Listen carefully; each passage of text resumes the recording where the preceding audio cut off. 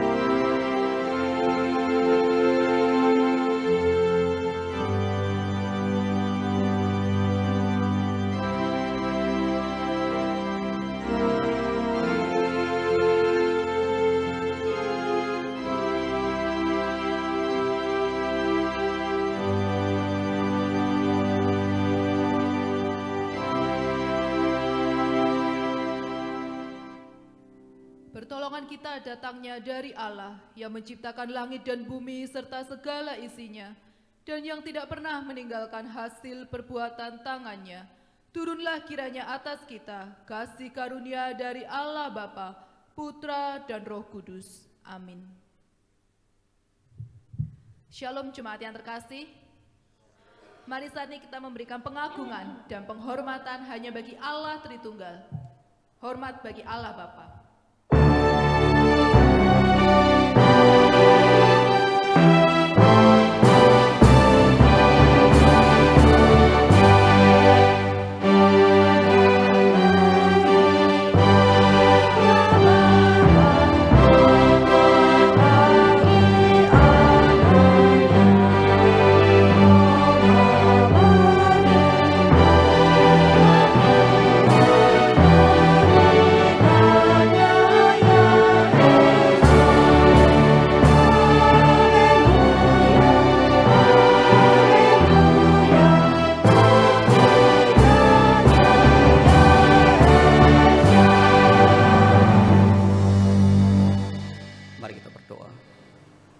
Kami bersukacita ketika dikatakan kepada kami, mari ke rumah Tuhan. Hati kami meluap sukacita, oleh karena kami berjumpa dengan Sang Penebus hidup kami, yaitu Yesus Kristus, yang sudah mati dan bangkit bagi kami. Kami bersyukur Tuhan, kalau kami boleh menghampiri Engkau, di tahta-Mu yang kudus, bukan oleh karena kami saleh, bukan oleh karena kami baik, tetapi oleh karena karya penebusan Kristus, yang sudah melayakkan kami, yang sudah membuat kami pantas untuk boleh datang menghampiri Engkau. Kami bersyukur Tuhan, kami boleh menikmati persekutuan dengan Engkau. Kami menyerahkan untuk ibadah kami ini Tuhan. Dalam lewat ibadah ini, kami boleh menyaksikan kebesaran-Mu, kemuliaan-Mu. Kami boleh menikmati persekutuan dengan Engkau. Pimpin serta ibadah kami Tuhan. Terpujilah Engkau, demi nama Tuhan kami Yesus Kristus kami berdoa. Amin. Jemaat dipersilakan duduk.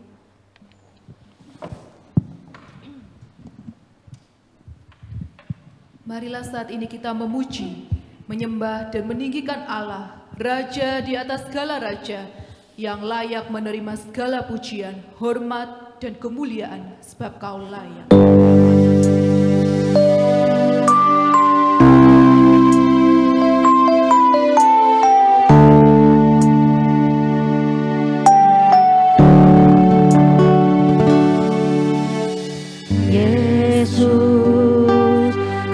Cinta Kau, ku tinggikan, ku agungkan. Aku kan memuji-Mu, baik di dalam suka dan duka. Sebab Kau layak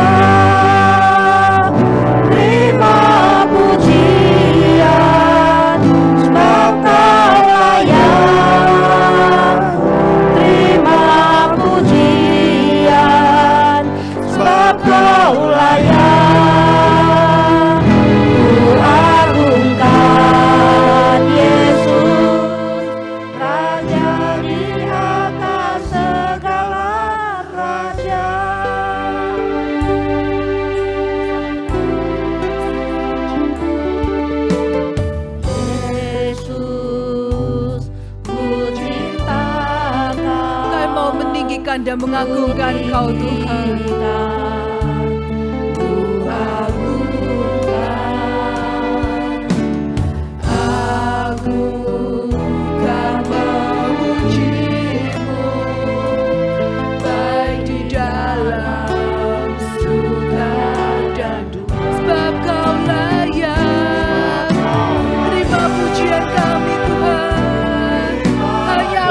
Yang layak Tuhan, terima pujian, sebab Kau layak. Ku agungkan Yesus, Raja di atas segala raja, sebab Kau layak. Terima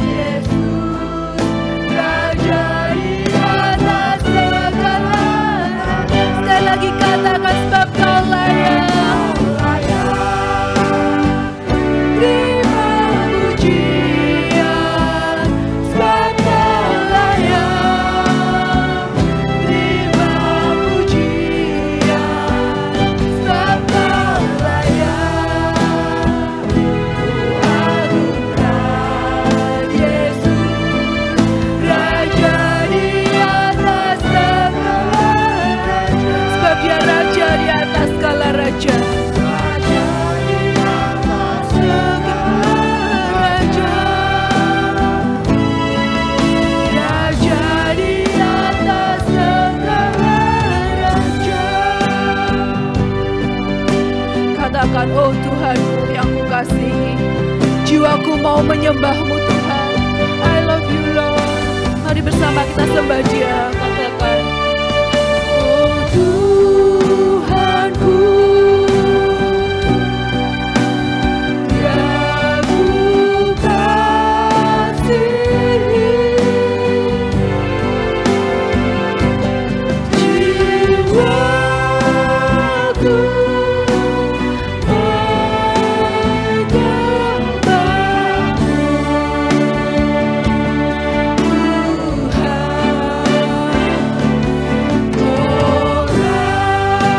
jiwaku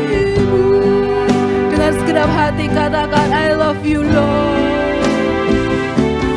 I love you Lord,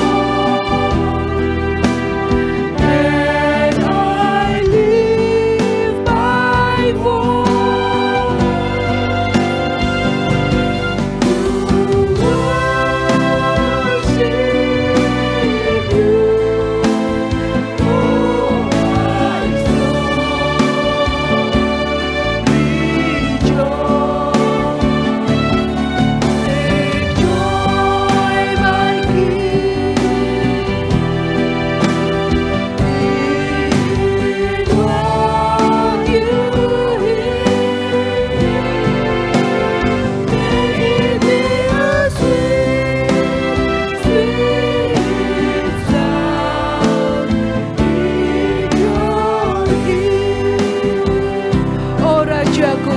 Dengar doaku, Rajaku, dengar doaku, dengan suaraku memuaskan hati, dengan suaraku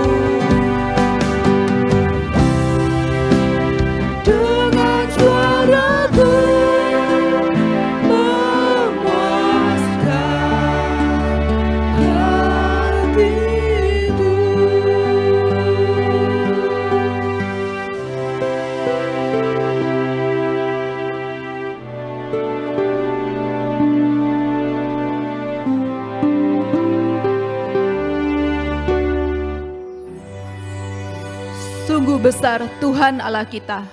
Dia memberi kita kuasa untuk menaklukkan musuh dan memberi kemenangan bagi setiap kita. Saya undang jemaat untuk bangkit berdiri dengan penuh sukacita. Mari kita bersorak-sorai memuji Tuhan. Ku diberi kuasa.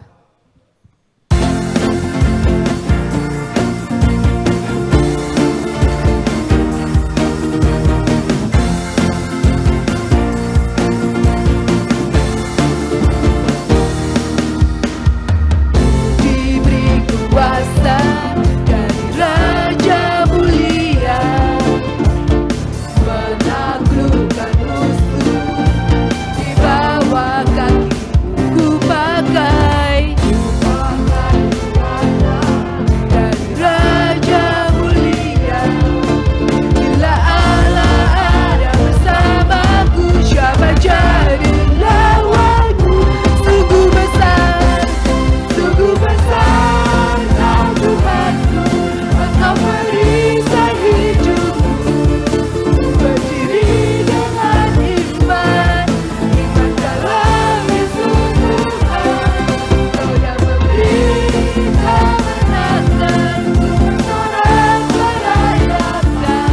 Terpujilah Engkau Raja segala raja.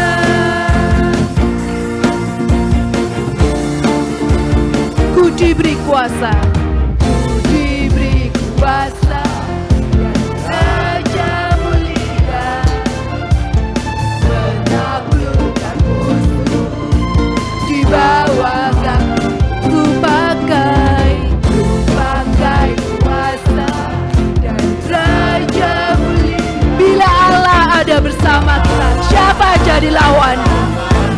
Siapa jadi lawanku?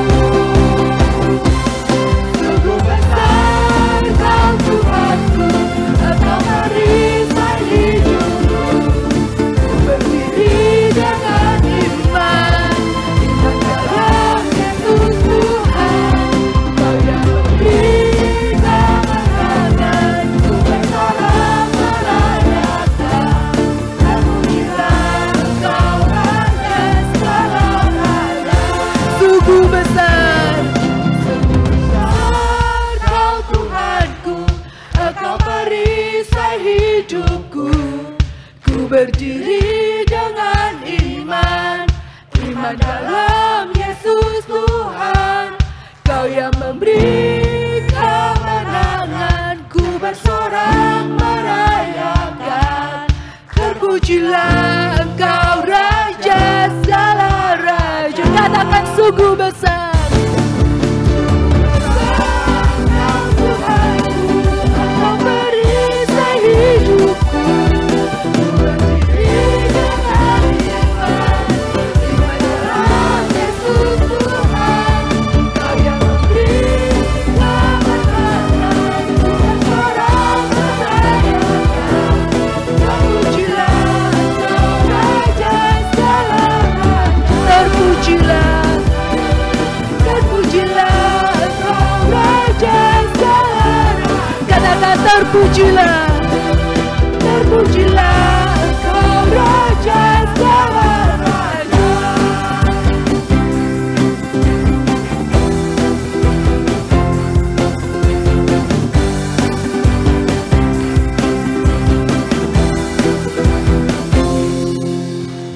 Biarlah segala kemuliaan hanya bagi Tuhan.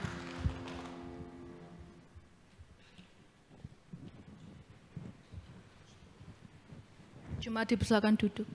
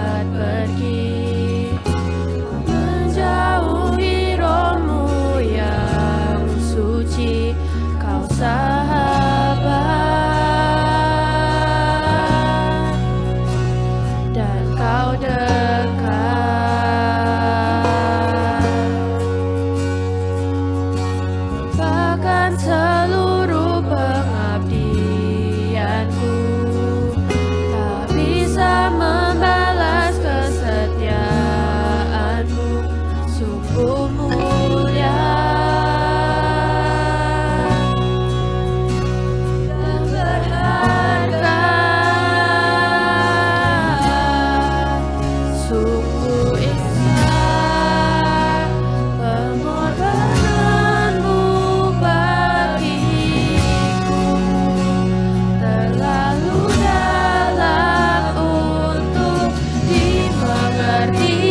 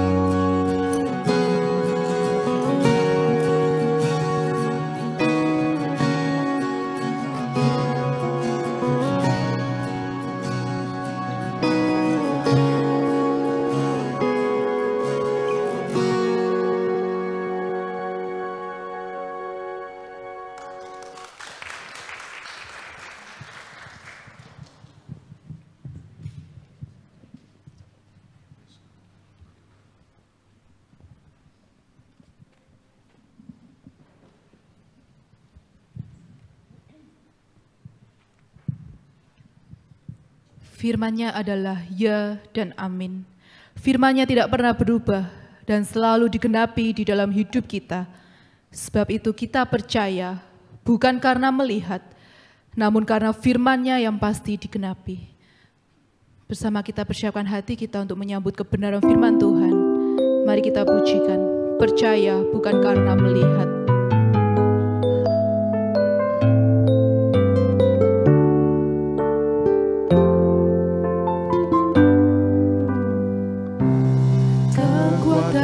Di hidupku, ku dapat di dalam-Mu. Kau teguhkan hatiku, tiada yang mustahil bagimu. Sebab aku percaya bukan karena melihat, namun karena firman-Mu yang selalu digenapi di hidupku. Ku percaya bukan karena melihat, namun karena firman-Mu tiada pernah berubah. Bersama kita katakan kekuatan di hidupku. Kekuatan di hidupku, ku dapat di dalam-Mu. Kau teguhkan hatiku, Tiada yang mustahil,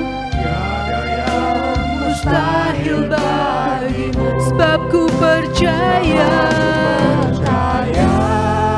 bukan karena melihat, namun karena firman-Mu yang selalu digenapi di hidupku. Percaya, bukan karena melihat, namun karena firman-Mu tiada pernah berubah. Sebab aku percaya, bukan karena melihat, namun karena firman-Mu yang selalu digenapi di hidupku. Ku percaya, bukan karena melihat, namun karena firman-Mu. Jemaat diundang untuk bangkit berdiri. Katakan, sebab aku percaya, bukan karena melihat, namun hanya karena firman-Mu Tuhan. Kami percaya Tuhan. Yang selalu digenapi di hidupku. Ku percaya, bukan karena melihat, namun karena firman-Mu tiada pernah berubah. Ku percaya, bukan karena melihat, namun karena firman-Mu tiada pernah berubah.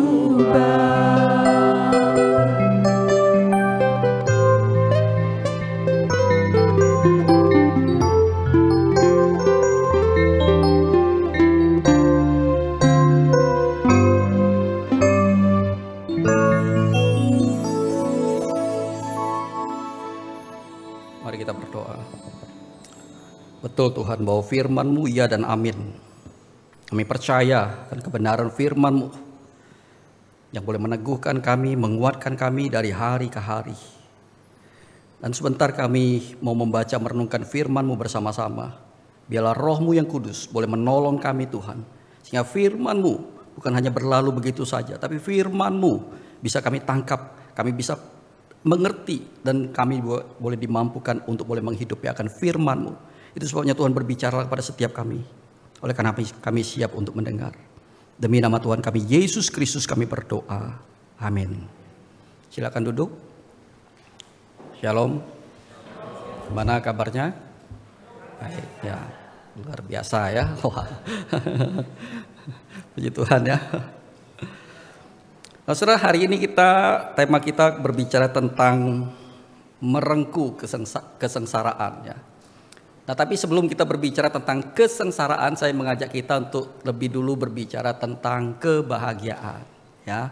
Karena berbicara tentang kesengsaraan, saya tahu itu sudah makanan kita sehari-hari. Amin, saudara ya. Tiap hari ya, hidup kita susah gitu ya. Apalagi sekarang katanya zaman makin lama makin susah gitu ya. Jadi sudah biasa, saudara. Tapi saya ingin mengajak kita untuk berbicara tentang kebahagiaan. Ini hidup yang kita impi-impikan kan.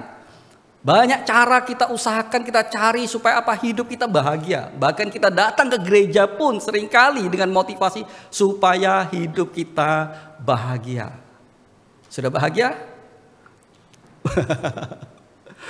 Nah, saudara, untuk itu saya mengajak kita untuk merenungkan ini, membayangkan satu dunia yang bahagia, yang tanpa ada penderitaan, di mana saudara hidup di dalamnya, nggak ada kesusahan, nggak ada persoalan, nggak ada satu masalah sedikit pun.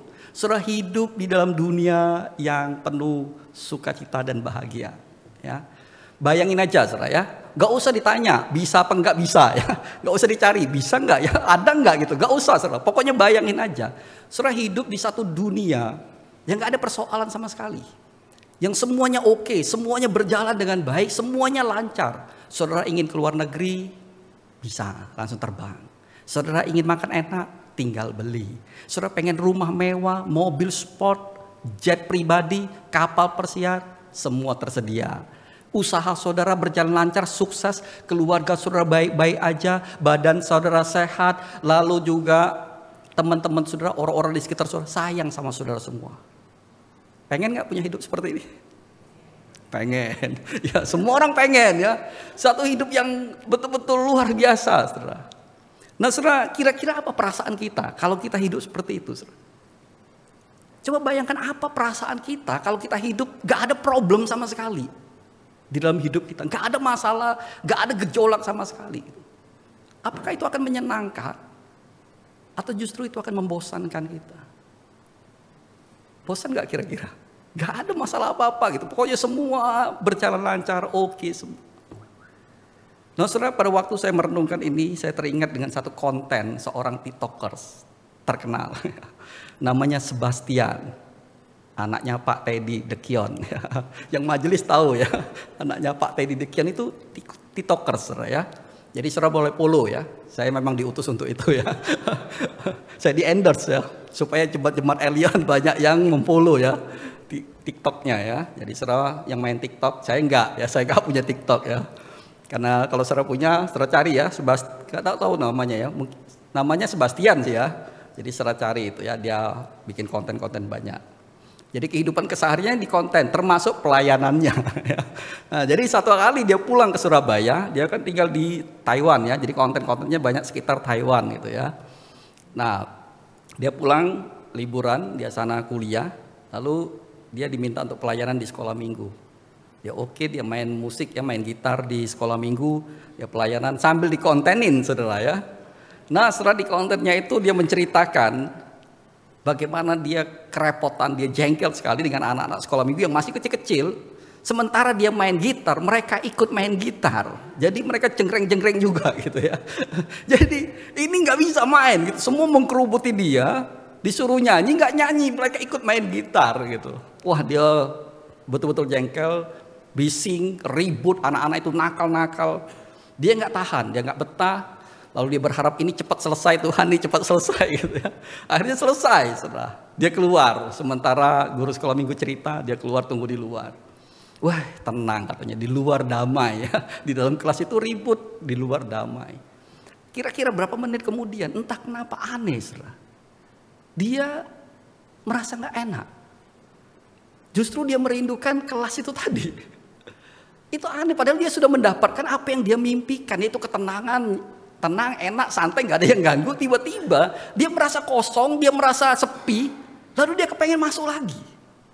Akhirnya dia masuk lagi, saudara. Aneh ya. Entah kenapa kita itu kalau sudah mendapatkan apa yang kita impikan, saudara, kita justru seringkali justru mengharapkan yaitu kehidupan kita yang dulu itu. Kita merasa kosong, kita merasa monoton, kita merasa rasanya gak enak itu. Justru kita mengharapkan ya hidup kita yang penuh dengan pergumulan dan tantangan. Entah kenapa, saudara, kita mengharapkan adanya satu pergumulan dan tantangan di dalam hidup kita. Dan ini persis seperti yang dikatakan oleh seorang filsuf bernama Alan Watts. Dia mengatakan begini, kalau kita bisa bermimpi apapun yang ingin kita mimpikan, kemungkinan besar kita akan bermimpi tentang kehidupan yang sekarang sedang kita jalani. Aneh ya. Kalau kita diberi kesempatan untuk bermimpi tentang hidup kita yang ideal, yang bahagia itu, entah kenapa kita akan bermimpi tentang hidup yang kita jalani sekarang. Hidup yang penuh dengan pergumulan, hidup yang penuh dengan tantangan. Kita memimpikan apa? Ban bocor. Kita memimpikan pekerjaan yang sulit, anak yang rewel. Entah kenapa kita memimpikan adanya satu gejolak pergumulan di dalam hidup kita. Nah, saudara, pada waktu saya merenungkan ini mengajak kita untuk memikirkan ulang tentang penderitaan, kesengsaraan yang kita alami setiap hari. Seringkali, saudara, kita menganggap bahwa penderitaan itu sesuatu yang negatif. Penderitaan itu sesuatu yang harus kita hindari. Itu sebabnya upaya kita hidup di dalam dunia ini mati-matian supaya tidak menderita. Tapi apa yang dikatakan Alan Watts, apa yang dialami oleh Sebastian, mengajak kita untuk memikirkan apakah betul seperti itu. Dan bagaimana Injil melihat penderitaan. Nah, ini yang akan kita renungkan bersama-sama. Yaitu bagaimana Injil itu melihat penderitaan kita. Untuk itu saya mengajak kita melihat dari Roma pasal 5 ayat 1 sampai 5. Roma pasal 5 ayat 1 sampai 5. Roma pasal 5 ayat 1 sampai 5. Kalau sudah menemukannya kita akan baca secara bersama-sama ya. 5 ayat. Roma pasal 5 ayat 1 sampai 5. Sudah ketemu? Oke ya, kita baca ya. 1, 2, 3. Sebab itu kita yang dibenarkan karena iman, kita hidup dalam damai sejahtera dengan Allah oleh karena Tuhan kita Yesus Kristus. Oleh Dia kita juga beroleh jalan masuk oleh iman kepada kasih karunia ini. Di dalam kasih karunia ini kita berdiri dan kita bermegah dalam pengharapan akan menerima kemuliaan Allah. Dan bukan hanya itu saja, kita malah bermegah juga dalam kesengsaraan kita. Karena kita tahu bahwa kesengsaraan itu menimbulkan ketekunan, dan ketekunan menimbulkan tahan uji, dan tahan uji menimbulkan pengharapan. Dan pengharapan tidak mengecewakan. Karena kasih Allah telah dicurahkan di dalam hati kita oleh Roh Kudus yang telah dikaruniakan kepada kita. Amin, saudara ya. Saudara, menarik kalau saudara perhatikan ayat 2, ayat 3, Paulus mengatakan bahwa kita yang sudah percaya, kita yang sudah diselamatkan oleh Kristus, kita diselamatkan bukan karena perbuatan baik kita, bukan karena kesalehan kita, bukan karena amal kita, tapi karena iman di dalam Yesus Kristus. Kita yang sudah percaya kepada Yesus Kristus, kita yang sudah diselamatkannya, kita tidak hanya bermegah di dalam pengharapan, tetapi Paulus mengatakan kita juga bermegah di dalam kesengsaraan kita. Artinya apa, saudara? Artinya bahwa di dalam Kristus kita tidak hanya sekedar mau menerima enaknya saja, tetapi kita juga harus siap menerima yang gak enaknya. Seringkali kita menjadi orang Kristen hanya mau yang enaknya aja, yang gak enaknya nggak mau. Maka Paulus mengatakan kita bukan hanya bermegah di dalam pengharapan di dalam Kristus, tapi kita juga harus siap bermegah di dalam kesengsaraan di dalam Kristus. Saudara, bermegah di dalam kesengsaraan itu bukan berarti bahwa kita itu disuruh menyukai kesengsaraan. Karena apa? Karena kita tidak bermegah karena kesengsaraan, tapi kita bermegah di dalam kesengsaraan. Beda, saudara ya. Kalau bermegah karena kesengsaraan itu berarti kita memang sengaja nyari gitu ya. Karena sengsara kita bermegah nih ya, enak nih ya, kita cari gitu. Tetapi bermegah di dalam kesengsaraan kita nggak cari, saudara. Kita nggak sengaja nyari, kita nggak menyukainya. Tetapi Paulus mengatakan kalau itu datang, kita siap, kita tidak menghindarinya juga. Jadi kita tidak menyukai kesengsaraan, tapi kita juga tidak menghindari kesengsaraan. Dan bermegah di dalam kesengsaraan bukan berarti saudara pasrah. Saudara. Bukan pasrah, saudara. Ya gimana lagi, memang hidup susah gitu. Saya nggak bisa apa-apa, ya mau apa lagi gitu. Ya terima aja gitu. Kan biasa begitu gitu ya. Mau diapain, mau utak-atik ya nggak bisa. Saya nggak bisa buat apa-apa, ya sudah terima aja. Saudara, itu bukan sikap Kristiani. Pasrah itu bukan iman Kristen. Kita tidak disuruh pasrah, tapi kita bermegah di dalam kesengsaraan. Pasrah itu lebih bersifat negatif, saudara. Bernada pasif, saudara. Kita nggak bisa ngapa-ngapain. Ya sudah gitu. Ya itulah pasrah, saudara. Tetapi bermegah di dalam kesengsaraan itu lebih sesuatu yang aktif, sesuatu yang positif. Bermegah di dalam kesengsaraan itu artinya apa? Itu artinya kalau kesengsaraan itu datang, kita siap menerima dan menyambutnya. Jadi itu sesuatu yang aktif, kita tidak disuruh diam aja di dalam kesengsaraan, tapi kita disuruh untuk apa? Menyambut dan menerima kesengsaraan itu. Amin, saudara. Lesu ya, amin ya. Karena apa? Nerima kesengsaraan. Kalau pengharapan di dalam Kristus, ya amin ya. Tapi kalau kesengsaraan, lah saya mau menghindari kok malah disuruh nerima gitu ya. Nah, saudara, sekali lagi saudara, ini bukan berarti bahwa kita mencari atau kita menyukai kesengsaraan, bukan, enggak seperti itu.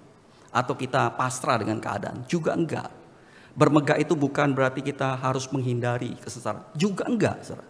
Jadi kita tidak menyukai, kita juga tidak mencari, kita juga tidak menghindarinya, kita juga tidak pasrah dengan keadaan itu. Tetapi Paulus mengatakan apa? Kalau Tuhan mengizinkan kesengsaraan itu terjadi dalam hidup kita, maka kita harus bermegah di dalamnya. Kita harus menyambutnya. Kita harus menerimanya. Kenapa, saudara? Kenapa kita harus menerimanya? Kenapa kita harus menyambutnya? Kenapa kita harus merengkuh kesengsaraan itu? Yang pertama, Karena kita percaya bahwa Allah akan mendatangkan kebaikan bagi kita di dalam kesengsaraan kita. Ayat 3 ayat 4 dikatakan, dan bukan hanya itu saja, kita malah bermegah juga dalam kesengsaraan kita. Karena kita tahu bahwa kesengsaraan itu menimbulkan ketekunan, dan ketekunan itu menimbulkan tahan uji, dan tahan uji itu menimbulkan pengharapan. Menarik saudara ya. Dikatakan kesengsaraan itu menimbulkan apa? Ketekunan. Ketekunan itu menimbulkan apa? Tahan uji. Kesengsaraan menimbulkan ketekunan. Ketekunan menimbulkan tahan uji. Saudara, saat ini saya mengalami sobek retina bagian bawah ya. Jadi saya lihat saudara itu burem ya. Jadi sobek sini ya. Sudah 1 tahun ya, bergumul dengan ablosia retina ya namanya. Jadi sobek. Sudah dioperasi 2 kali, tapi belum ada perubahan apa-apa ya. Jadi kesulitan membaca sulit ya. Sudah pasti kalau tulisannya ini apa buku sudah itu semua kayak garis, kayak orang coret-coret aja gitu ya, nggak kelihatan apa-apa. Saya kesulitan gitu ya. Makanya saya bawa ini saudara. Karena kalau di print bisa berlembar-lembar, hurufnya 25 saudara ya. Fontnya itu gede-gede saudara. Jadi mau tidak mau ya. Jadi saya harus pakai ini untuk memperbesar tulisannya supaya saya bisa baca, saudara. Nah, saudara, waktu saya ngalami itu, istri saya tanya sama saya, apa perasaanmu ketika ngalami ini? Stres nggak katanya? Nah, dia tanya itu oleh karena dia masuk dalam grup WA itu para penderita ablosio retina.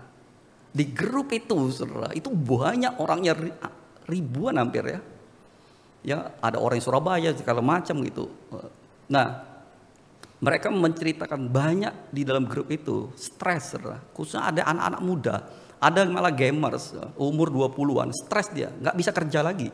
Ya sudah buram mau kerja apa, mau nggak lihat apa-apa, mau main game ya kalah terus gitu ya. Yang kerjanya di kantor berhadapan dengan komputer kesulitan. Banyak mereka yang akhirnya stres karena ada yang kehilangan pekerjaan oleh karena ya kemampuan mereka menurun mau tidak mau gitu. Jadi stres. Maka istri saya tanya, kamu stres nggak? Saudara, saya jawab enggak. Kenapa enggak? Karena saya sudah pernah ngalami yang lebih buruk daripada ini. Saya pernah ngalami kanker stadium 3 ganas yang hampir merenggut nyawa saya. Dan saya bisa melewati itu. Dan bagi saya ini ya bukan meremehkan, tapi ini kecil ya, dibanding itu hampir mati saya. Oleh karena kanker ganas. Saya melewati itu, saya kuat oleh karena apa? Saya pernah ngalami yang terburuk. Saudara, kalau hari ini kita kuat, kita mampu bertahan terhadap kesusahan kita. Itu oleh karena Tuhan sebelumnya sudah memproses kita melewati berbagai macam kesusahan di dalam hidup kita. Lewat semua pergumulan hidup kita, itulah yang membuat kita akhirnya kuat, mampu bertahan. Saudara, daya tahan kita itu seperti otot. Kalau kita olahraga, itu angkat beban, makin berat bebannya, otot kita itu entah kenapa makin kuat kan gitu. Makin ditambah, makin kuat, makin bertambah, makin kuat. Saya ingat, saya pernah patah sini. Kok saya sakit semua ya? Ya itu cocok temanya ya, penderitaan. Saya pergi ke Tanjung Kodok liburan, saudara. Itu bukan liburan ya, acara gereja sebenarnya itu wisata bersama-sama di Pregolan dulu. Beberapa bus kita berangkat ke sana acara gereja. Anak saya masih kecil, di Tanjung Kodok itu ada taman air itu ya. Masuk dia semprot-semprot. Nah, masuk itu saya gendong anak saya. Nah, waktu airnya nyemprot, dia panik. Nah, waktu dia panik dia berontak, langsung saya kehilangan keseimbangan. Itu licin semua kan air kan. Saya langsung mau jatuh, jadi saya lindungi dia supaya kepalanya nggak berentur. Saya paksa korbankan tangan, brak, remuk sini ya. Langsung akhirnya saya dioperasi. Nah, dokter yang menangani saya bilang, Pak harus latihan gitu. Latihannya angkat beban katanya. Kalau enggak Bapak gini terus, nanti akan bengkok gini terus loh. Kalau mau lurus harus latihan dan tahan pakai beban. Jadi setiap mandi saya bawa ember diisi air dikit, lalu saya tahan gini. Itu nyeri sebenarnya. Awal-awal waduh nyeri, nggak kuat gitu. Tapi tiap hari saya latih terus, dan seiring berjalannya waktu itu makin kuat, saya tambah itu airnya, makin lama makin kuat, makanya bisa lurus. Ya itu caranya terapinya. Jadi makin lama makin kuat, otot kita itu makin kuat. Dan itu yang dikatakan oleh firman Tuhan. Bahwa di mana Allah memproses kita lewat seluruh pergumulan hidup kita, penderitaan yang kita alami. Supaya apa? Supaya kita ini tekun dan tahan uji. Bukan hanya sekedar tahan uji, saudara. Kalau saudara perhatikan kata tahan uji di dalam bahasa Yunaninya itu dokime. Itu sebenarnya bukan tahan uji ya. Itu sebenarnya lolos uji. Jadi Tuhan itu bukan hanya sekedar menginginkan kita itu tahan uji di dalam penderitaan, tapi lolos uji. Apa maksudnya lolos uji? Yaitu bagaimana lewat penderitaan itu kita itu lolos, kita itu diproses oleh Tuhan menjadi pribadi yang lebih baik. Saudara, lewat sakit kanker yang saya alami, Tuhan memproses saya menjadi pribadi yang lebih baik. Membuat saya menjadi orang yang lebih berempati, lebih peduli dengan orang lain yang mengalami penderitaan yang sama. Sesuatu yang tidak mengenakan. Di lewat penyakit itulah saya bergumul bagaimana menghadapi sesuatu yang tidak enak. Menjalani kemoterapi 12 kali, sesuatu yang sepertinya dipukul ya, orang-orang sekampung, saudara ya. Sakit semua gitu. Bagaimana terbaring tidak berdaya. Itu sebabnya setiap kali saya berkunjung ke rumah sakit, melihat orang-orang yang sakit terbaring di rumah sakit tidak berdaya, saya itu nggak berani berkata apa-apa. Saya tahu sakitnya, saya tahu penderitaannya, saya tahu jeritan hatinya mereka. Kalau dulu saudara, saya biasanya kata-kata rohani akan muncul, beriman Pak, Bu, itu. So, beriman, percaya Yesus itu. Berharap pada Yesus, rajin-rajin baca Alkitab, rajin-rajin berdoa. Itu kata-kata saya klise, saudara. Omong kosong semua. Kalau saudara sudah terbaring di ranjang itu, saudara akan tahu ini omongan apa gitu. Karena saya merasakannya, saudara. Orang-orang menasihati seperti itu seakan-akan itu apa sih? Kamu nggak ngerti. Kalau kamu sudah terbaring di sini, kamu bisa berkata kah? Beriman. Baca Alkitab, banyak-banyak berdoa. Loh, saya ini sudah berdoa. Saya ini sudah baca Alkitab. Dan itu sebabnya saya nggak, tiap kali berkunjung saya nggak berani ngomong. Saya hanya diam, merasakan, mendengar apa yang dia keluhkan. Dan saya hanya bisa mendoakannya. Semoga anugerah Tuhan memulihkan, menolongnya. Saya lebih berempati, peduli dengan orang-orang seperti ini. Oleh karena apa? Saya sudah pernah mengalaminya. Saya sudah melewati proses itu dan Tuhan memproses saya, membentuk saya menjadi pribadi yang lebih baik. Dan itu yang Tuhan inginkan terjadi dengan hidup kita. Pada waktu Dia mengizinkan penderitaan, kesusahan yang terjadi dalam hidup kita, Dia berharap kita tidak hanya sekedar bertahan, tetapi kita menjadi pribadi yang lolos uji. Menjadi pribadi yang lebih baik. Menjadi pribadi yang serupa dengan Kristus. Ini yang perlu kita pahami, saudara. Karena saya tahu ada banyak orang Kristen itu tahan uji, saudara. Tahan banting. Mereka tidak bersungut-sungut. Mereka tidak mengeluh dengan penderitaan mereka. Mereka bertahan sedemikian rupa. Tetapi selesai lewat penderitaan itu, mereka tidak mengalami perubahan apa-apa. Mereka tidak menjadi lebih baik. Gak ada gunanya, saudara. Saudara tidak lolos uji. Harusnya lewat penderitaan itu kita berproses, kita membiarkan Allah memproses kita, membentuk kita menjadi pribadi yang lebih baik. Menjadi serupa dengan Kristus. Dan itu yang ingin Tuhan capai. Lewat seluruh penderitaan dalam hidup kita. Itu sebabnya kenapa Dia izinkan pergumulan, penderitaan, kesusahan terjadi dalam hidup kita. Karena Dia sedang ingin membentuk kita, memproses kita menjadi serupa dengan Yesus Kristus. Amin, saudara. Itu sebabnya, saudara, pada waktu kita mengalami masa-masa kelam, kesusahan hidup, jangan sedikit-sedikit minta Tuhan ringankan. Jangan minta Tuhan ringankan penderitaanmu, tapi mintalah apa? Kasih karunia-Nya. Supaya apa, saudara? Supaya saudara bukan hanya sekedar bertahan, supaya saudara bukan hanya tahan uji, tapi saudara lolos uji menjadi pribadi yang serupa dengan Kristus. Mintalah kasih karunia-Nya. Supaya saudara melewati itu semua, saudara diproses oleh Tuhan, makin menjadi baik, makin serupa dengan Yesus Kristus. Hal yang kedua, saudara, kenapa kita merengkuh kesengsaraan? Kenapa kita harus menerima dan menyambutnya? Karena di dalam kesengsaraan sekalipun kita percaya bahwa Allah menyertai kita. Dia tidak pernah membiarkan kita jalan sendirian. Pemazmur mengatakan, sekalipun aku berjalan dalam lembah kekelaman, aku tidak takut bahaya, sebab Engkau besertaku. Tapi persoalannya adalah kita sering kali di dalam kesusahan penderitaan kita sulit melihat penyertaan Tuhan. Yang sering kali kita alami adalah apa? Kita tidak merasakan penyertaan Tuhan. Ya kan? Di dalam penderitaan kita sulit sekali saudara, untuk melihat bagaimana Tuhan menyertai kita. Saudara, ada sebuah kisah yang diceritakan oleh seorang bernama Mary Riana, ya, seorang motivator, ya, Mary Riana. Dia menceritakan di satu videonya tentang seorang laki-laki yang pergi berlayar bersama dengan teman-temannya. Nah, saudara, rame-rame mereka pergi di tengah laut, tiba-tiba terjadi ombak besar lalu menghantam perahu mereka dan tenggelam, saudara. Semua orang berusaha untuk menyelamatkan diri mereka masing-masing, tapi sia-sia. Semua mereka tidak bisa selamat. Hanya pria ini satu-satunya yang selamat karena dia tiba-tiba tidak sengaja pegang satu benda apung. Akhirnya dia dibawa oleh angin sampai ke satu pulau. Pulau terpencil, tidak ada seorang pun di sana. Pulau yang kosong. Dia mulai hidup di sana, dia mulai bangun gubuk kecil dari jerami. Dia mulai menjalankan kehidupannya di sana seorang diri. Dia makan buah-buahan, makan tumbuh-tumbuhan yang ada di sana. Dan akhirnya dia mulai terbiasa dengan hidup yang baru, hidup yang penuh dengan penderitaan di sana. Ya kan, gak ada apa-apa, gak ada listrik, gak ada teman, gak ada siapa-siapa. Hari demi hari dia lewati. Dia sudah mulai kehilangan harapan. Dia tidak berharap lagi bisa kembali bertemu dengan keluarganya. Dia menjalani hidup ini sendirian dengan gubuk kecilnya. Setiap malam dia selalu nyalakan api unggun, dia termenung di situ meratapi nasibnya. Sampai satu hari, satu malam dia menyalakan api unggun dan dia merenung di situ. Karena kelelahan dia akhirnya tertidur.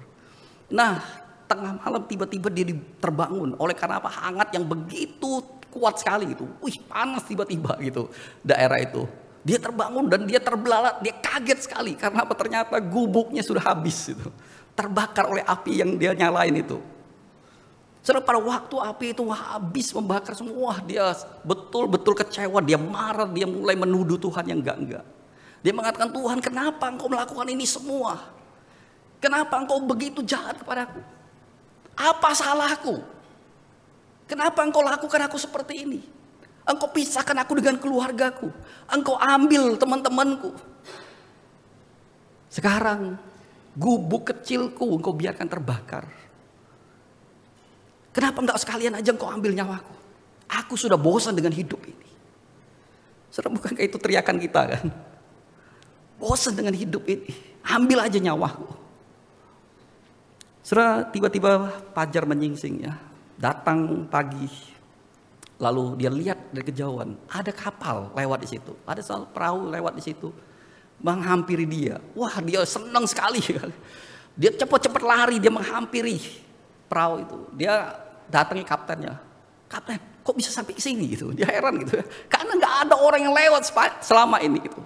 Kok bisa sampai ke sini? Kaptennya mengatakan, tadi malam kami lihat ada api yang besar. Kami pikir itu kapal yang terbakar. Jadi kami hampiri gitu. Ternyata kamu bikin api untuk ngasih tahu kami bahwa kamu ada di sini gitu. Setelah waktu dia dengar penjelasan kapten itu, dia langsung berlutut, dia menangis sejadi-jadinya. Dia berkata, Tuhan, ampuni aku. Aku menuduh engkau yang enggak. Aku menganggap engkau jahat sudah membakar gubuk. Tapi ternyata Tuhan mengirimkan seorang penolong lewat gubuk yang terbakar. Akhirnya dia pulang, dia bertemu dengan keluarganya. Saudara, kita seringkali bersikap seperti pria ini di tengah-tengah penderitaan kita. Tanpa kita tahu rancangan Tuhan, tanpa kita tahu rencananya, kita seringkali menyalahkan Tuhan. Kita menuduhnya jahat. Kita menuduh dia sengaja menjebloskan kita di dalam kesusahan-kesusahan kita. Tanpa kita tahu bahwa dia menyertai kita. Dia ada bersama dengan kita, tapi kita menuduh dia jahat. Dia yang sengaja membawa kita di dalam kondisi yang sulit ini. Dan bukan cuma itu aja, saudara. Ketika berbicara tentang penderitaan, kita sering kali merasa bahwa kita ini orang yang paling menderita, paling malang di dalam dunia ini. Ketika kita mengalami putus cinta, ketika kita mengalami kebangkrutan, kita dipecat, kita mengalami itulah penderitaan saya paling menderita. Ya itulah uniknya kita. Kita seringkali merasa hidup kita ini yang paling kelam, paling susah. Ya kan, kalau cerita tentang penderitaan, kalau seorang temannya, aku nih sakit parah segala macam. Nah, lo belum berseberapa, belum tahu sakitku. Nah temannya bilang, tunggu bro, kamu belum tahu ceritaku, aku lebih parah. Nah, kan begitu ya, suami istri juga gitu. Kalau sudah tengkar, semua merasa paling sengsara di rumah tangga itu, semua paling menderita. Tapi kalau suruh menderita tidak mau, iya kan? Kalau menderita, kita sudah ngomel-ngomel nggak mau. Tapi kalau sudah ngomong soal penderitaan, paling menderita. Aku yang paling sial di dalam dunia, aku paling malam, hidupku ini paling gelap. Saudara, maaf ya saudara, tanpa mengecilkan penderitaan, kesusahan yang saudara alami. Bahwa penderitaan yang kita alami dalam dunia ini bukan yang tergelap, bukan yang terkelap. Kondisimu putus cinta, bangkrut, kamu dipecat dari perusahaan, kamu sakit, ngalami penderitaan, kamu mungkin kehilangan orang yang kamu kasihi. Maaf saudara, bukan mengecilkan apa yang saudara rasakan, tapi itu bukan penderitaan yang paling kelam dalam dunia ini. Saudara tahu penderitaan yang paling kelam dalam dunia ini terjadi 2000 tahun yang lalu. Ada seorang yang tidak bersalah, dia menderita, dia mati untuk menanggung kesalahan orang lain. Dialah Yesus Kristus yang tergantung mati di atas kayu salib, menggantikan saudara dan saya. Alkitab mengatakan dia yang tidak bersalah dijadikan dosa karena kita, supaya kita yang berdosa ini menjadi benar di hadapan Allah. Saudara, salib adalah peristiwa terkelam di mana Yesus yang tidak bersalah dijadikan bersalah oleh karena kita, supaya kita yang salah ini boleh menjadi benar. Kita boleh dibebaskan, kita boleh diselamatkan. Saudara, kalau salib adalah peristiwa terkelam dalam hidup ini, maka bisa dikatakan bahwa yang terkelam dalam hidup kita itu bukan putus cinta, itu bukan karena kita bangkrut, bukan karena kita sakit, bukan karena kita kehilangan pekerjaan, bukan. Tapi peristiwa terkelam dalam hidup kita pada waktu kita jatuh di dalam dosa. Itulah peristiwa terkelam oleh karena kita jatuh di dalam dosa itulah. Yesus mengalami hal yang terburuk di dalam dunia itu, yaitu salib. Tapi kita bersyukur, dia rela melakukan itu. Dia rela mengalami hal yang terburuk, yaitu salib. Supaya kita boleh dibebaskan dari kondisi terburuk kita, yaitu dosa. Yesus rela mati di salib. Supaya kita dimerdekakan, dibebaskan dari dosa. Saudara, di sini kita melihat akan keindahan Injil, saudara. Bahwa Yesus sudah menyelesaikan seluruh pergumulan hidup kita.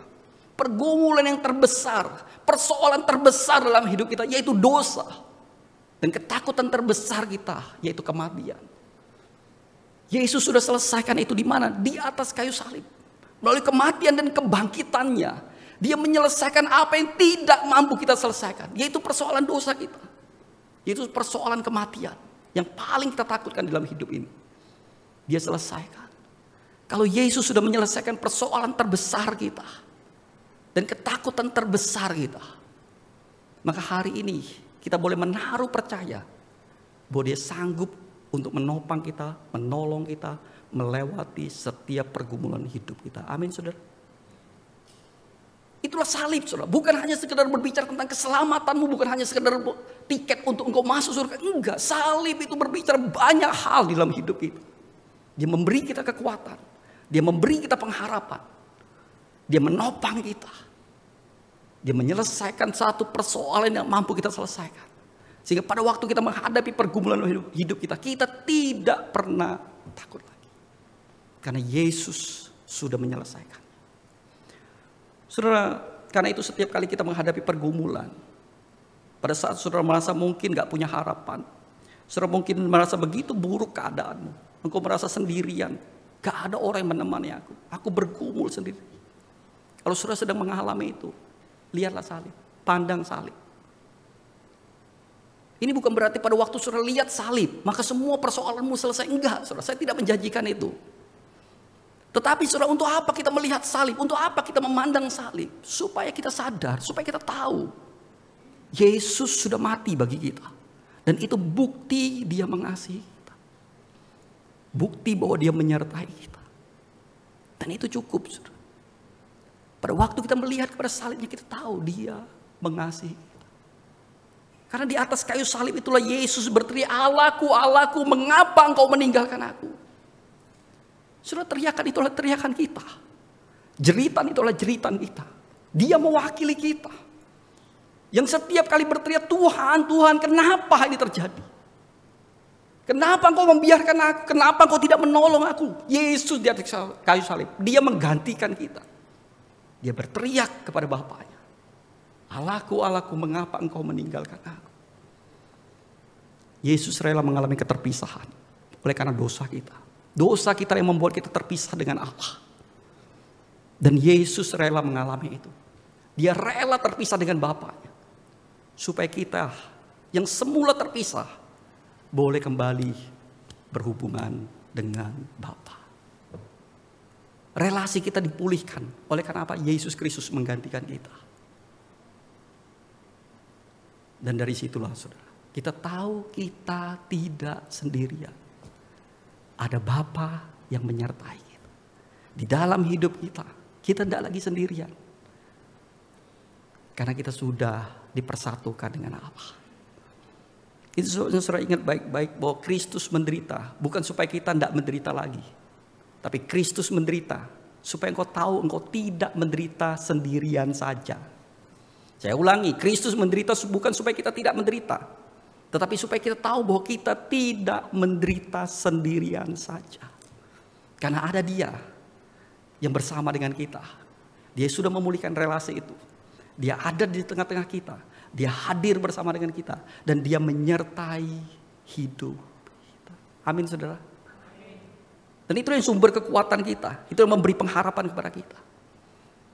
Bahwa di dalam dunia ini kita nggak pernah sendirian lagi. Allah menyertai kita. Saya tutup khotbah ini dengan mengutipnya dua ayat. Ratapan 3 ayat 22-23. Saya ngajak kita sama-sama baca. Ratapan pasal 3 ayat 22-23.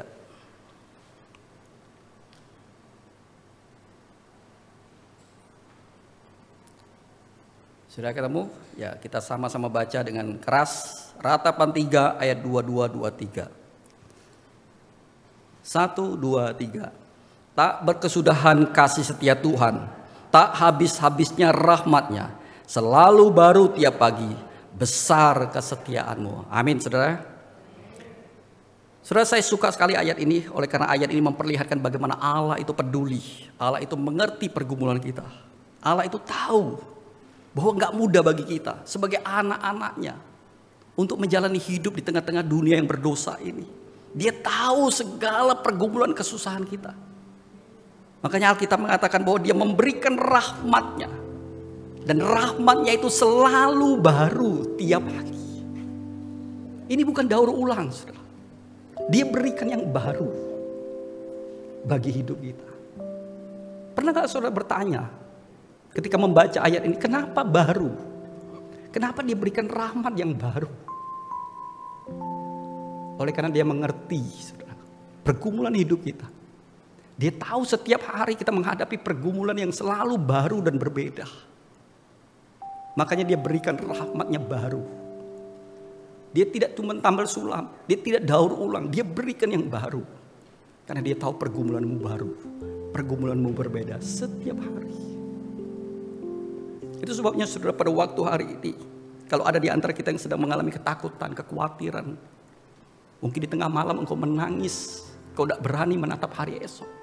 Tuhan mengerti itu semua.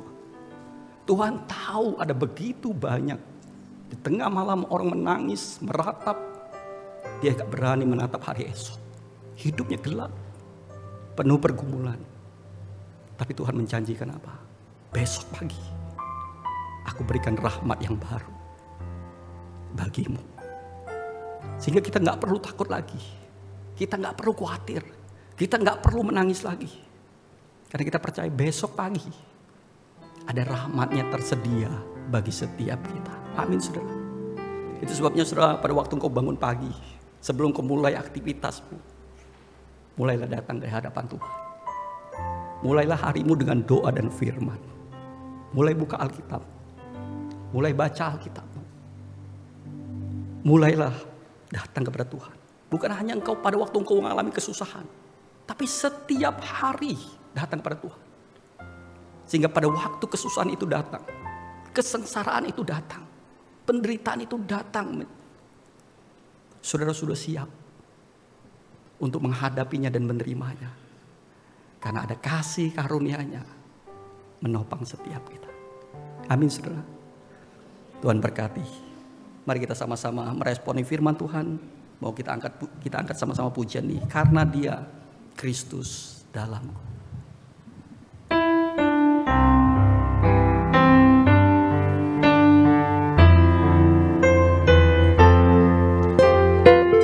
Sungguh besar anugerah dalam Yesus. Sungguh besar anugerah dalam Yesus. Kasih surga yang tak tertandingi, sukacita kebenaran yang bebaskan, sukacita kebenaran yang bebaskan, kasih sempurna damai yang kekal. Katakan harapanku hanya pada Yesus. Harapanku hanyalah dalam Yesus. Hidupku berpaut padanya. Oh betapa indah dan mulia bagianku, karena Dia Kristus dalamku. Dalam gelap ku tak pernah sendiri. Dalam gelap ku tak pernah sendiri. Di pihakku Sang Penyelamat serta dalam kekuranganku sukacita, sebab kuasa-Nya sempurna dalamku. Katakan ku tak takut, ku tak takut, karena Dia gembalaku. Dalam hamba-Nya yang pimpinku. Oh maut dan sengsara telah dikalahkan, karena Dia Kristus dalammu. Mesti tetap mainkan pujian nih. Mari kita tundukkan kepala. Kita mau datang di hadapan Tuhan. Hari ini saudara, kalau ada di antara kita sedang menghadapi satu pergumulan hidup, sudah menghadapi kesusahan, sudah mungkin merasa sudah putus asa, gak ada harapan, sudah berjuang sendiri. Hari ini datang kepada Tuhan. Mintalah rahmat-Nya untuk boleh menopang dan menguatkan saudara, supaya lewat semua pergumulan hidup saudara, Tuhan boleh memproses saudara menjadi orang yang bukan hanya sekedar tahan uji, tapi lolos uji. Dia boleh membentuk saudara lewat semua pergumulan itu, untuk membentuk saudara makin serupa dengan Yesus Kristus. Saudara, apapun pergumulanmu, saya beri kesempatan untuk saudara berdoa di hadapan Tuhan. Saudara datang memohon anugerah-Nya, memohon pertolongan-Nya. Bukan hanya supaya saudara bertahan, tapi saudara lolos uji, melewati semuanya.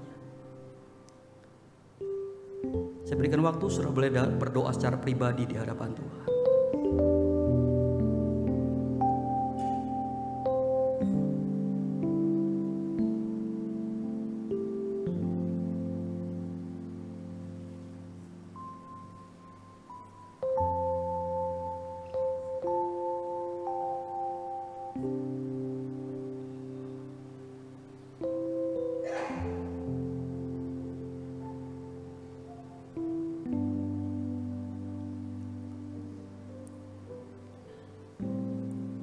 Hari ini kita juga mau menerima sakramen perjamuan kudus. Tapi sebelumnya saya mengajak kita untuk boleh memeriksa hati kita. Apakah ada dosa yang masih kita simpan? Ada dosa yang masih kita nikmati? Mari saudara, kita membereskannya. Mari kita akui, kita mohon pengampunannya. Karena hanya darah Yesus yang bisa menyucikan kita.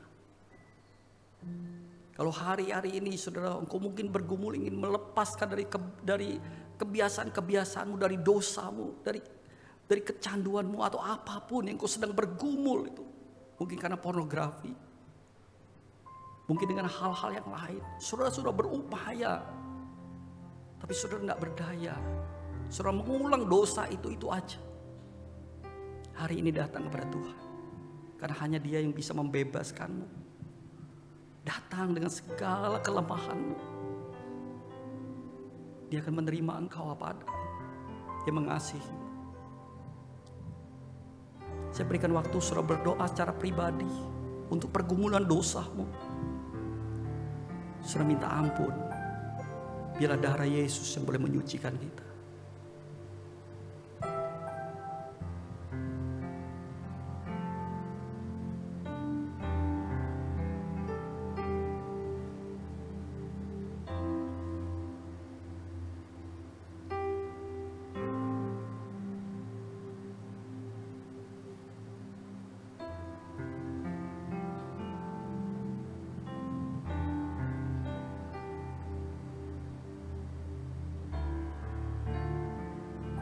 Mari saudara sama-sama kita berdiri, kita angkat pujian ini. Di dalam Dia yang tanggung semua dosaku, Yesus yang pegang hari esok, darahnya yang tercurah ampuniku, Dia bangkit untuk mengalahkan maut.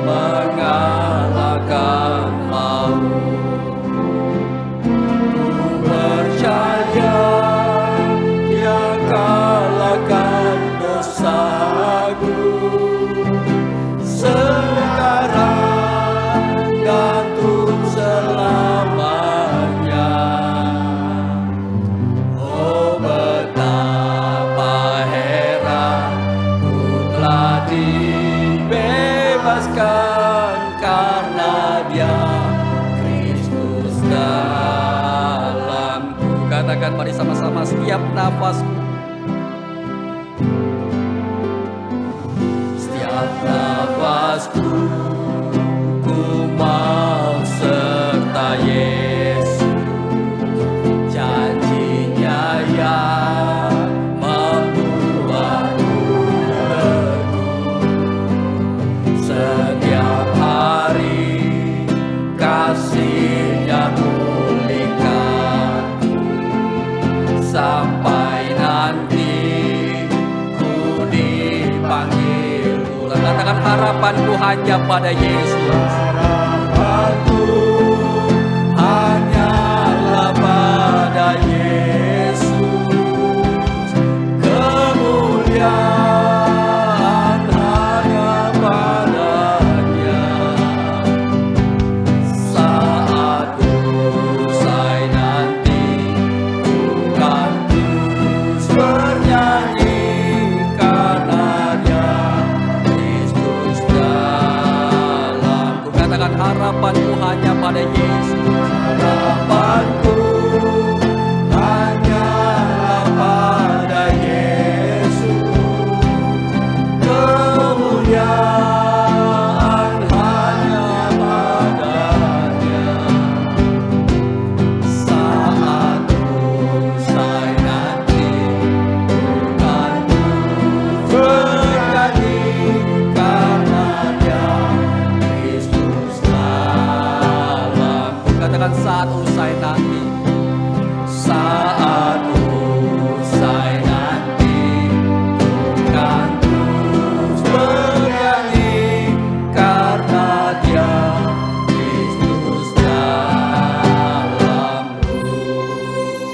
Terima kasih Tuhan untuk semua karya-Mu yang sempurna di atas kayu salib.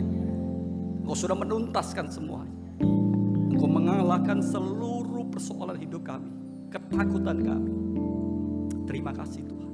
Dan kami juga bersyukur untuk kasih karunia-Mu yang selalu Engkau sediakan setiap pagi, selalu baru bagi kami, untuk boleh menopang kami, untuk boleh menguatkan kami, menuntun kami. Terima kasih Tuhan.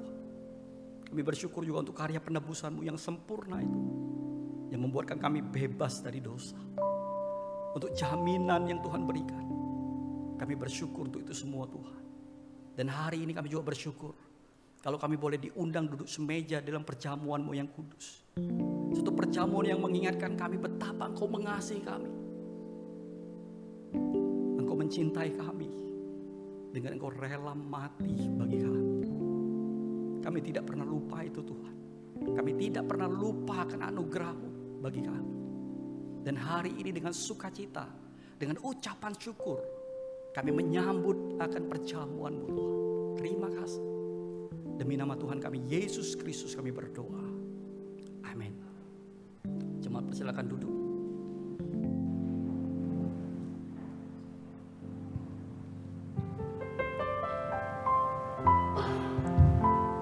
Saudara, sakramen perjamuan kudus ini diadakan bagi kita yang sudah menerima baptisan kudus, baik di gereja ini maupun gereja yang lain. Bagi saudara yang belum menerima sakramen baptisan kudus, diharapkan saudara sabar menanti sampai waktunya tiba. Dan bagi kita yang sudah dibaptis, saya mengundang untuk kita boleh bersama-sama, boleh menikmati perjamuan yang Tuhan adakan hari ini. Saya undang untuk pengurus, boleh maju ke depan.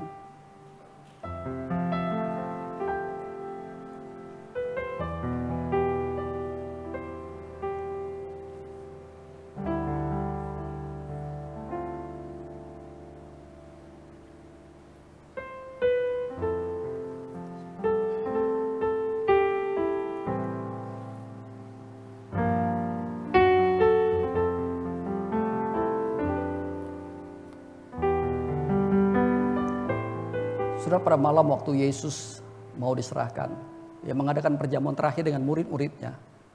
Lalu Ia mengambil roti, Ia mengucap syukur atasnya. Lalu Ia memecah-mecahkannya dan berkata, inilah tubuhku yang diserahkan bagi kamu. Perbuatlah ini menjadi peringatan akan aku. Demikian juga Ia mengambil cawan, Ia mengucap syukur atasnya. Lalu Ia berkata, cawan inilah perjanjian baru yang dimeteraikan oleh darahku. Perbuatlah ini setiap kali kamu minumnya menjadi peringatan akan aku.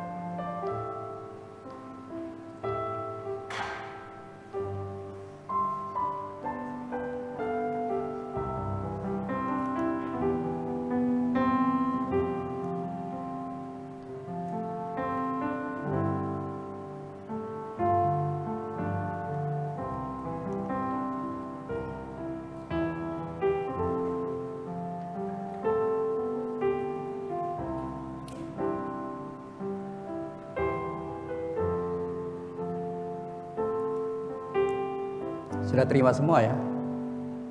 Ada yang belum? Oke, sudah ya.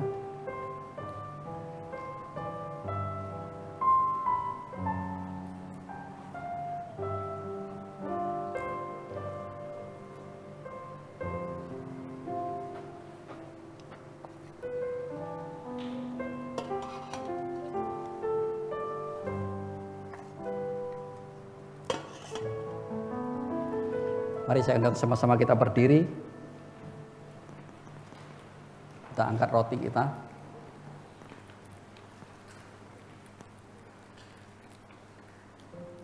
Dengan iman kita boleh menerimanya.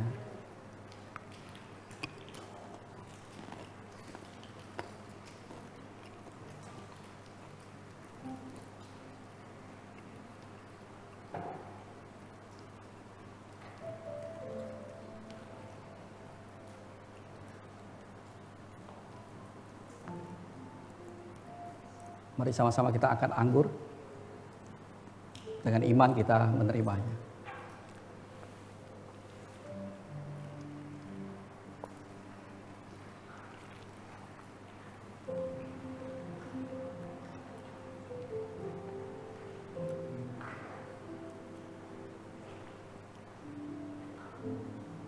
Mari kita berdoa. Kami sekali lagi bersyukur Tuhan untuk perjamuan kudus yang Tuhan boleh adakan bagi setiap kami. Dan yang terus boleh mengingatkan kami betapa Engkau mengasihi kami. Dan ini akan kami ingat terus sepanjang hidup kami. Apapun yang kami alami, kami tahu Engkau mengasihi kami. Dan itu yang membuat kami tenang, yang membuat kami damai. Karena ada Kristus yang boleh bersama dengan kami. Hari ini Tuhan, kami juga mau berdoa bagi pemerintah kami. Kami berdoa untuk peralihan kepemimpinan yang baru. Biarlah semua proses boleh berjalan dengan lancar. Kami berdoa Tuhan dengan pemerintahan yang baru. Boleh membawa kemajuan, perkembangan. Boleh membawa Indonesia jauh lebih sejahtera lagi, lebih makmur. Biarlah Tuhan yang boleh menolong untuk pemerintah yang baru nanti. Mereka boleh menatah negeri ini dengan baik. Kami serahkan semua ke dalam tangan-Mu Tuhan. Kami juga tidak lupa berdoa bagi pergumulan bangsa ini. Kami tahu pemerintah kami sedang memerangi, yaitu judi online. Kami mendukungnya Tuhan. Kami mendoakannya. Biarlah pemerintah betul-betul serius untuk menangani persoalan ini. Karena kami melihat judi online ini sudah merusak begitu banyak tatanan bangsa ini. Banyak keluarga hancur. Orang bunuh diri. Orang kehilangan hidupnya. Mereka hancur oleh karena judi ini. Dan kami berdoa biarlah pemerintah bisa menyelesaikan persoalan ini. Yang kami tahu ini gak mudah. Tapi kami berdoa biarlah Tuhan yang boleh menopang menguatkan pemerintah kami. Biarlah dengan kuasa pemerintahan yang Tuhan beri kepada mereka. Mereka boleh mengatur, menata negeri ini dengan baik. Kami berdoa juga untuk masyarakat Indonesia. Bila Tuhan menyadarkan mereka, supaya mereka juga boleh meninggalkan akan judi online ini, yang telah menghancurkan hidup mereka. Kami serahkan Tuhan untuk kesadaran masyarakat ini ke dalam tangan. Kami tidak lupa mendoakan Tuhan, setiap jemaat-Mu di tempat ini Tuhan. Tuhan yang boleh menuntun setiap jemaat-Mu. Hamba berdoa biarlah Tuhan, Engkau berkati jemaat ini boleh bertumbuh. Boleh makin hari, boleh makin mengasihi Engkau. Hidup mereka boleh ditransformasi oleh Injil. Dan mereka betul-betul Tuhan, makin hari diproses makin serupa dengan Yesus Kristus. Biarlah mereka terus bertumbuh di dalam Engkau Tuhan. Di dalam setiap tantangan hidup mereka, Tuhan menyertai dan menolong mereka. Terima kasih Tuhan. Ini doa kami yang kami panjatkan di dalam nama Tuhan kami, Yesus Kristus. Amin. Saudara, dengan tetap berdiri, kita akan sama-sama mengikrarkan pengakuan iman kita, yaitu pengakuan iman rasuli. Pengakuan iman rasuli. Aku percaya kepada Allah, Bapa yang Maha Kuasa, Khalik langit dan bumi, dan kepada Yesus Kristus, Anak yang tunggal Tuhan kita, yang dikandung dari Roh Kudus, lahir dari anak darah Maria, yang menderita sengsara di bawah pemerintahan Pontius Pilatus, disalibkan, mati dan dikuburkan, turun ke dalam kerajaan maut. Pada hari yang ketiga bangkit pula dari antara orang mati, naik ke surga, duduk di sebelah kanan Allah, Bapa yang Maha Kuasa. Dan dari sana Ia akan datang untuk menghakimi orang hidup dan yang mati. Aku percaya kepada Roh Kudus, gereja yang kudus dan am, persekutuan orang kudus, pengampunan dosa, kebangkitan tubuh, dan hidup yang kekal. Amin. Jemaat persilakan duduk.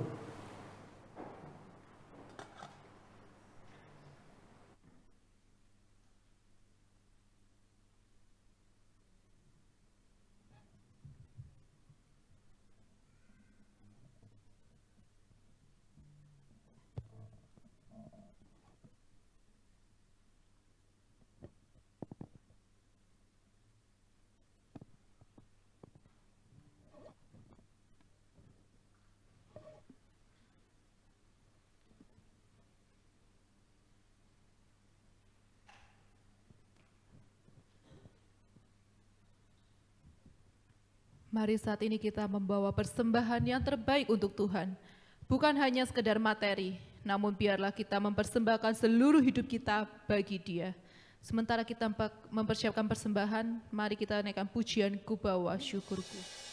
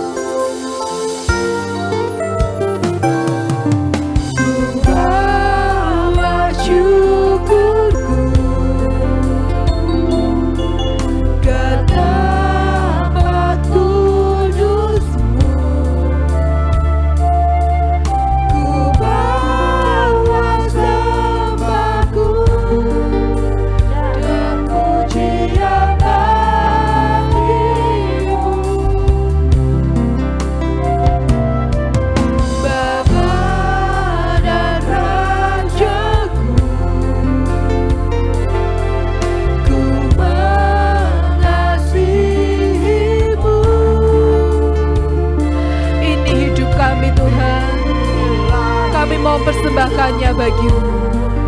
Ku persembahkan bagimu, takkan pernah. Cuma diundang untuk bangkit berdiri.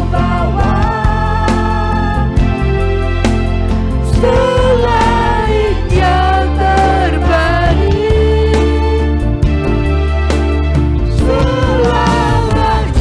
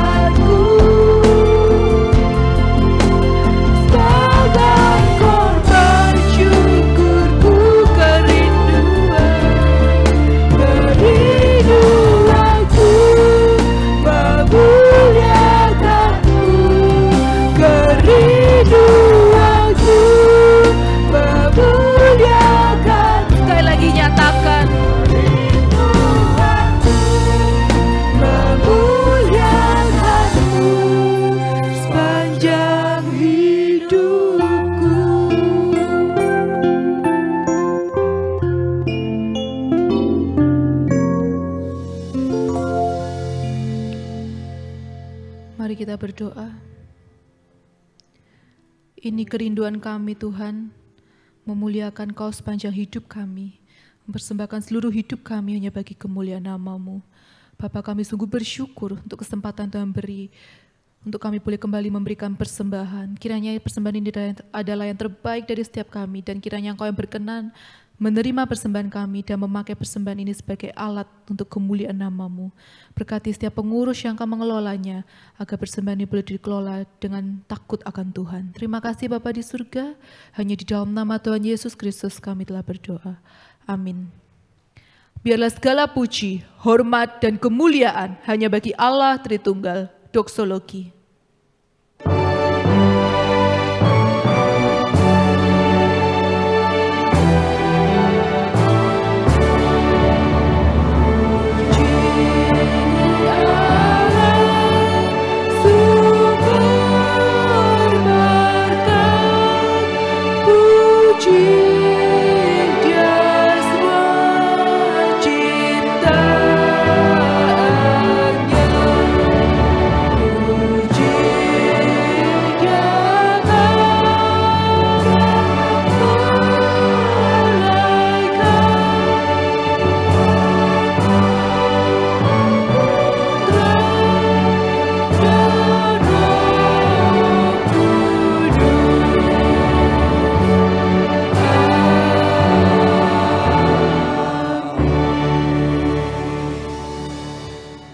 Kasih Tuhan, sebelum kau pulang, arahkanlah hatimu kepada Tuhan dan terimalah berkat daripadanya. Diberkatilah engkau dimanapun engkau berada, diberkatilah pasanganmu, diberkatilah anak-anakmu, dan diberkatilah orang tuamu. Diberkatilah pekerjaanmu, diberkatilah studimu, diberkatilah engkau pada waktu masuk, dan diberkatilah engkau pada waktu keluar. Diberkatilah engkau oleh Allah Bapa, Allah Putra, dan Allah Roh Kudus. Amin.